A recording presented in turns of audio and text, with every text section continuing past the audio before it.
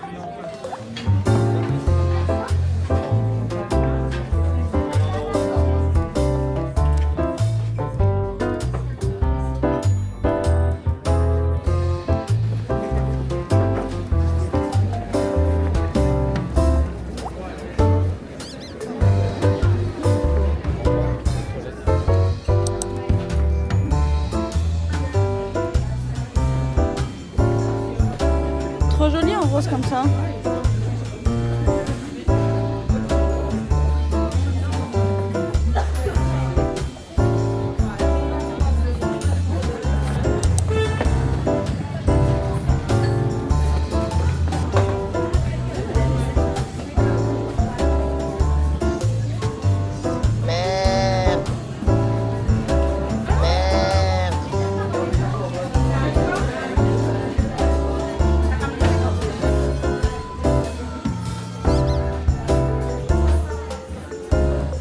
My God! C'est fou le monde. Purée de pommes de terre. Le monde.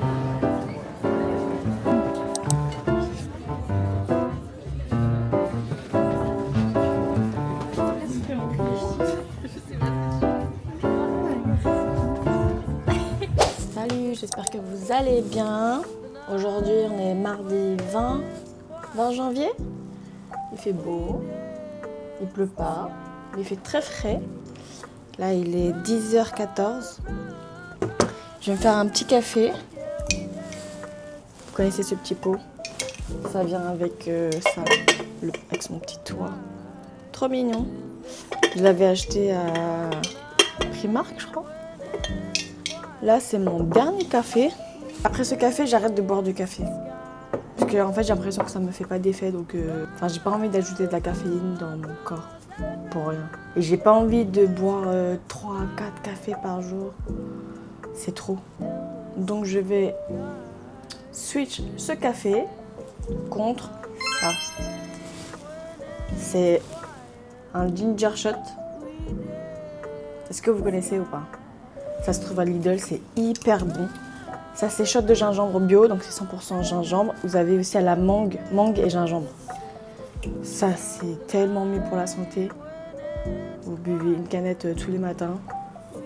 Ça vous réveille, ça fait du bien au corps.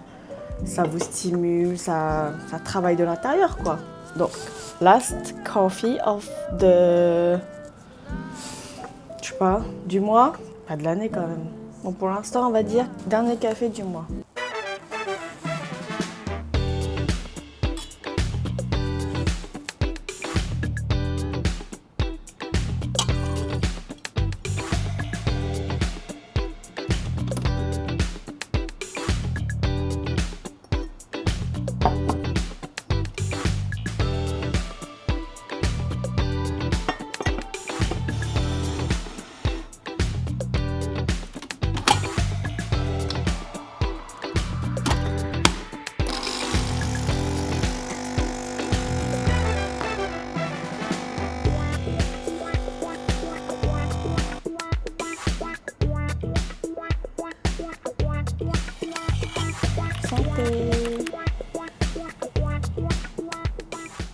En fait, depuis la semaine dernière, je suis en train de filmer des vidéos short, enfin des vidéos, vous savez, verticales pour les réseaux.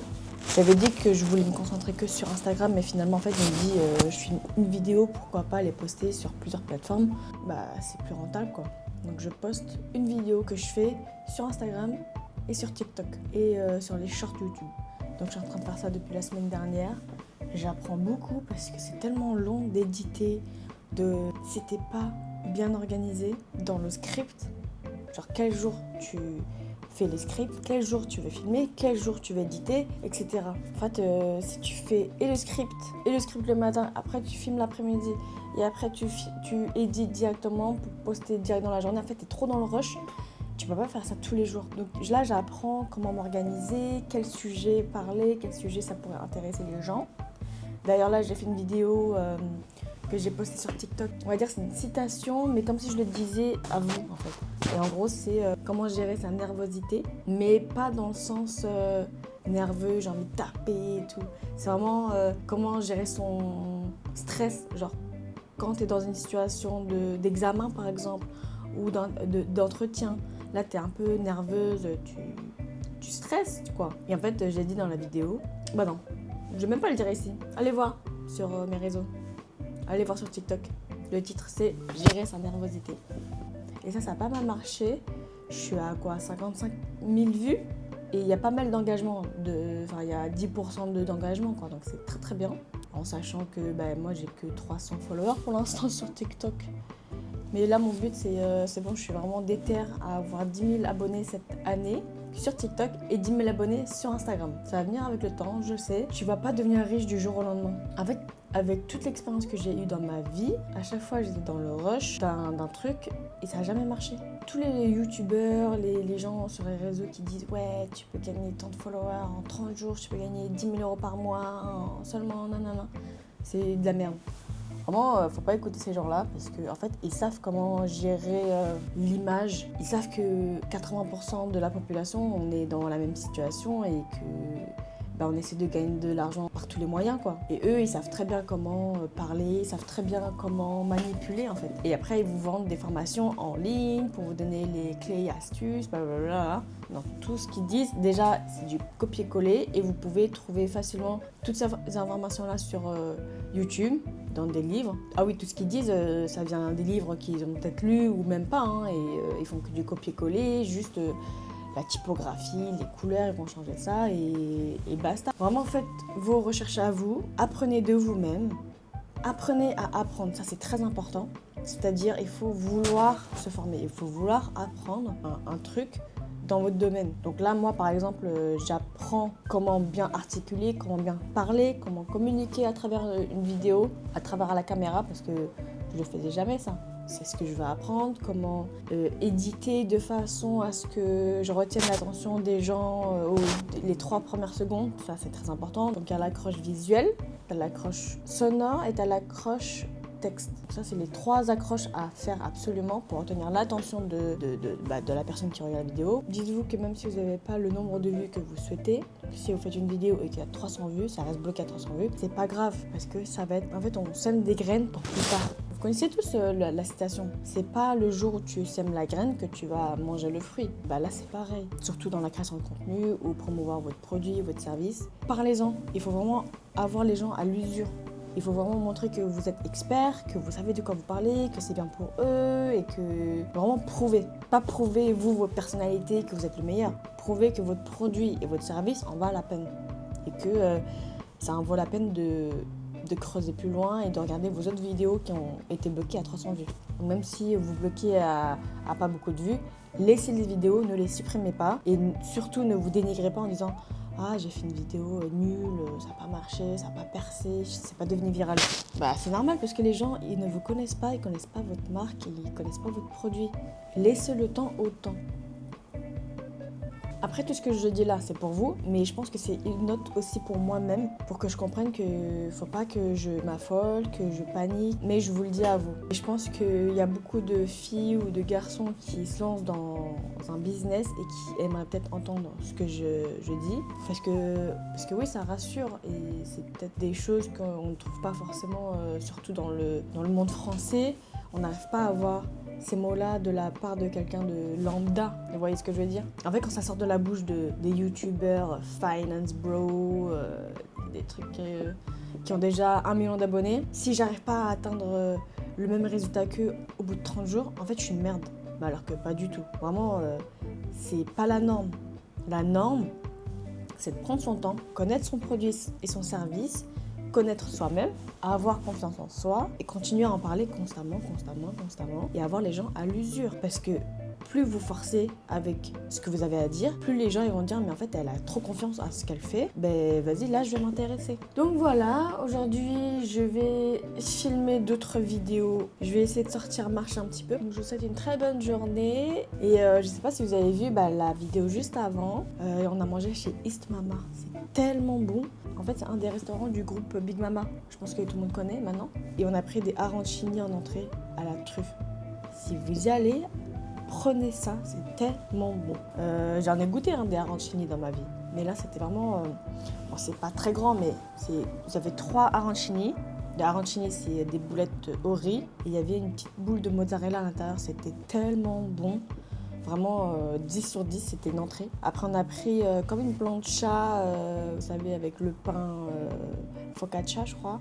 Et 3 petites entrées, c'était une sauce tomate avec des olives et hummus. Ensuite, j'ai pris une pizza à Rennes. Mon copain, il a pris des pâtes sauce tomate façon. Et c'était pas al dente. Moi, j'aime pas manger al dente. Parce que je trouve que quand tu manges al dente, en fait, je sais pas, tu passes ton temps à croquer les pâtes.